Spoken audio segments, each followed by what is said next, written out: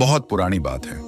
हिमालय की पहाड़ियों के एक छोटे से गांव में रहमत नाम का एक नौजवान रहा करता था, जो पेशे से एक चरवाहा था।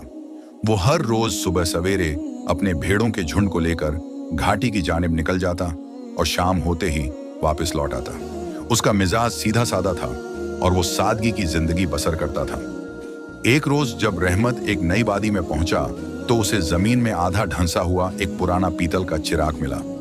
रहमत ने उसे उठाया और कपड़े से साफ करने लगा। जैसे ही उसने चिराग को रगड़ा, उसमें से गाढ़ा धुआं निकलने लगा। देखते ही देखते धुएं से एक अजीम उल शान जिन्न जाहिर हुआ।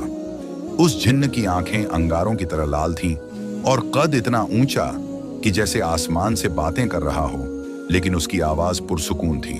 वो बोला, ऐ रहमत, तूने मुझे सदियों की कैद से आजाद किया है। मैं तेरी एक तमन्ना पूरी करूंगा, सोच समझ कर मांग।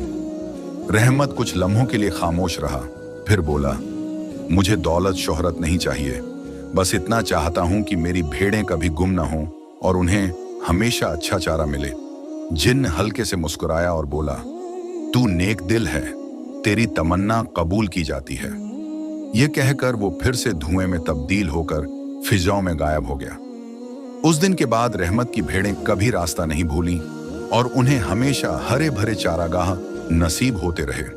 गांव के लोग हैरान थे, लेकिन रहमत ने कभी जिन्न का जिक्र किसी से न किया।